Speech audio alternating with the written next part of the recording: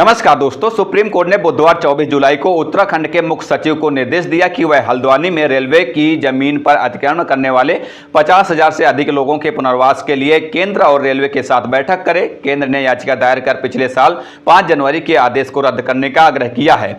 Supreme court ने हल्द्वानी में उस 29 एकड़ भूमि से अतिक्रमण हटाने के उत्तराखंड हाईकोर्ट के आदेश पर रोक लगा दी थी, जिस पर रेलवे ने दावा जताया है। जस्टिस सूर्यकांत, जस्टिस दीपांकर दत्ता और जस्टिस उज्ज्वल भुइयां की बेंच सुनवाई कर रही थी। बेंच ने कहा कि राज्य सरकार को यह योजना बतानी होगी कि इन लोगों का कैसे और कहां पुनर्वास किया जाएगा। बेंच ने कहा, सबसे बड़ी बात यह है कि ये परिवार दशकों से इस जमीन पर रह रहे हैं, वे भी इंसान हैं और अदालतें इतनी निर्दयी नहीं हो सकती हैं। अदालतों को संतुलन बनाए रखने और राज्य को इस संबंध में कुछ करने की जरूरत है।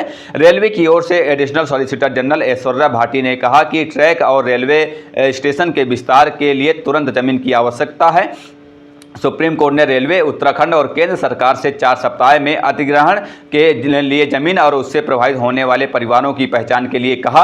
कोर्ट ने प्रभावितों के पुनर्वास की योजना बनाने को भी कहा। कोर्ट अगली सुनवाई इस मामले पर 11 सितंबर को करेगा। सुप्रीम कोर्ट ने रेलवे से पूछा, आपने इससे संबंधित कोई नोटिस जारी किया था? आप PIL के पीछे क्यों पड़े हैं? अगर वहां अतिक्रमणकारी हैं तो रेलवे को उन्हें नोटिस भेजना चाहिए था। आप कितने लोगों को वहां से हटाना चाहते हैं? इस पर ASP भाटी ने जवाब दिया कि 1200 लोगों की वहां पर झोपड़ियां बनी हुई हैं।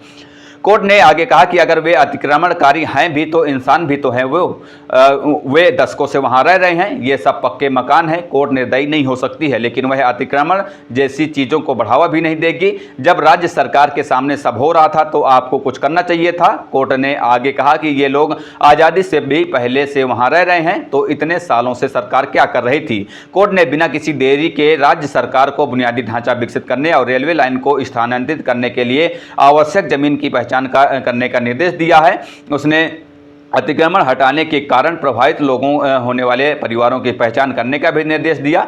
रेलवे की ओर से ASP भाटी ने कोर्ट से इस इलाका खाली कराने के लिए लगी रोक को हटाने का अनुरोध करते हुए कहा कि जगह की दिक्कत के चलते रेलवे अपने कई प्रोजेक्ट्स को पूरा नहीं कर पा रहा है। उन्होंने इस बात पर भी जोर डाला कि हल्द्वानी पहाड़ों का प्रवेश द्वार है और कोमायू क्षेत्र से पहले आखिरी स्टेशन भी है। रेलवे के अनुसार इस जमीन पर 4,365 लोगों ने अतिक्रमण कर रखा है, जबकि इस पर रह रहे लोग हल्द्वानी में प्रदर्शन कर रहे हैं और उनका कहना है कि इस जमीन पर उनका मालिकाना हक है। इस विवादित जमीन पर 4,000 से अधिक परिवारों के करीब 50,000 लोग रह रहे हैं, जिनमें से अधिकांश मुस्लिम परिवार के हैं।